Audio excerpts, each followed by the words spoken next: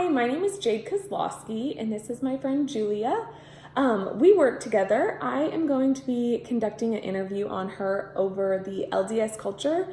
There's a lot of different culture that partakes in the United States, and a lot of cultures base their information around religion. Another term for LDS is Mormon, a little more known term. So first, Julia, would you mind telling us just a little overcap of the LDS religion?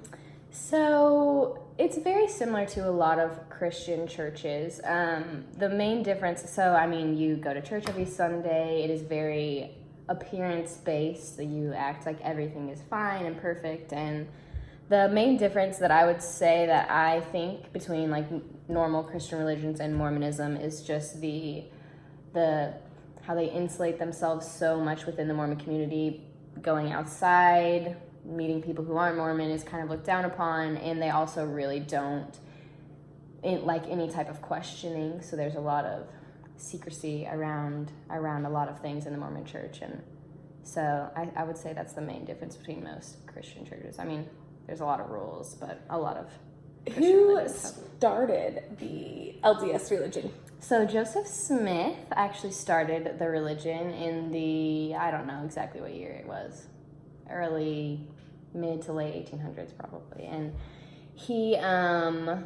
his story is that his family was going to a lot of different churches and none of them felt right, so he prayed and God came down to him and told him about the Mormon church and how it didn't exist yet, but how he needed to create it and create a new church. Yes.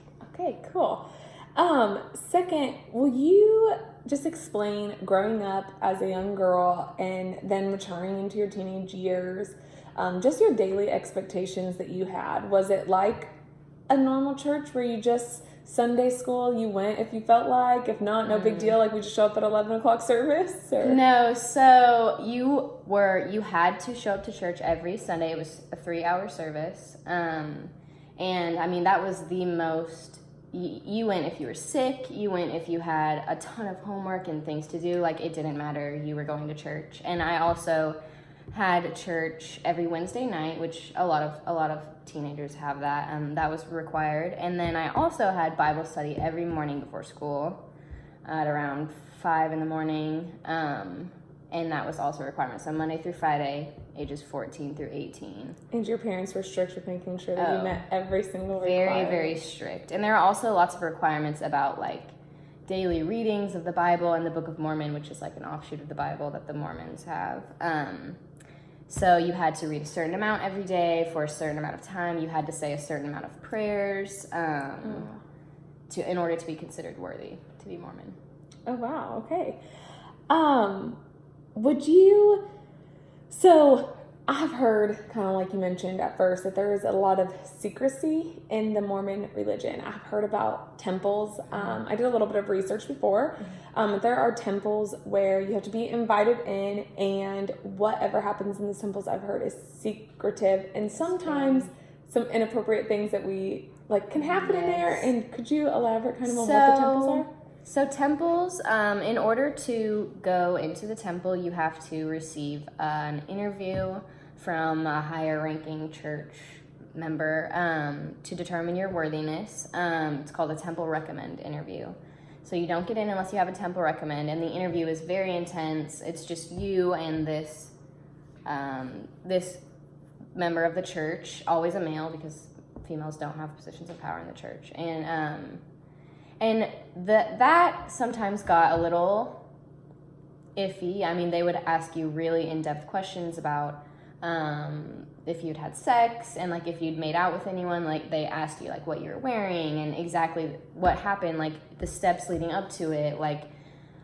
So that is kind of extremely inappropriate for young girls and guys and anyone, especially since no one else was allowed in the room. You weren't really allowed to talk about what happened in there.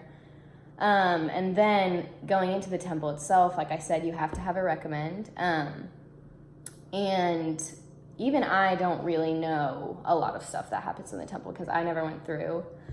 And so they tell you not to talk about anything. I know that there is a certain specific outfit that you have to wear, weird hats, like a cult.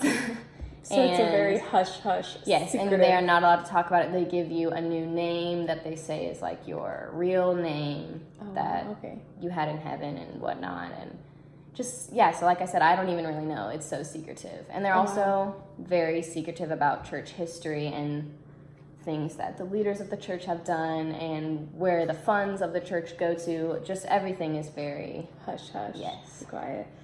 All right. So, growing up, were you allowed to live like a somewhat normal life with other American teenagers, or were you only allowed to date Mormon boys, or is dating even a thing, or do your parents have to pick them? Or? You are not allowed to date until you're 16. And it's not explicitly stated that you can't date anyone who's not Mormon, but it is extremely looked down upon. You don't date people who aren't Mormon. So it's like an unspoken no-no. Yes. The only reason that they believe you would date someone who's not Mormon is to make them Mormon. Flirt to convert is like the phrase that they use. Oh, wow. Yeah. But, so yeah, you don't date people who aren't Mormon.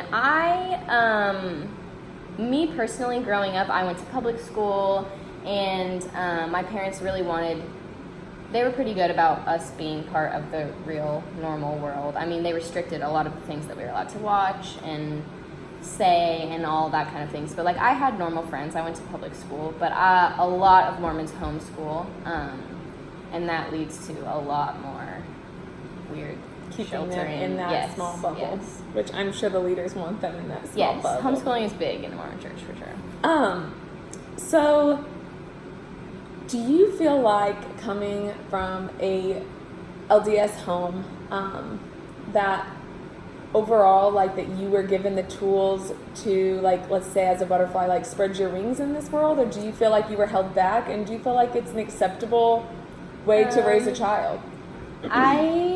I would not ever raise my children Mormon. I think that there are a lot of issues and traumas that I'm still working through because of the church. I mean, it took me, and I know lots and lots and lots of other people who it took us a long time to accept who we are as people, because it didn't fit in with the Mormon cookie cutter shape that we were supposed to be, and that leads to a lot of like self-hatred and lots of bad things. So I don't think that it's a good way to raise your children.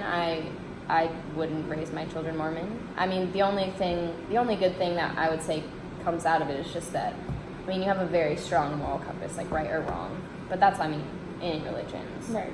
And you can raise your kid with a moral compass. So you just had good parents, pretty much, yes. that touched you. Yes. So that was, personal to me, but I do not think that it's a good way to raise your children. I would not. Okay. Well, I'm going to conduct our interview at that. Thank you so much. I really appreciate you taking your time to come and do an interview with me. Thank you guys. So that will be the end of our interview.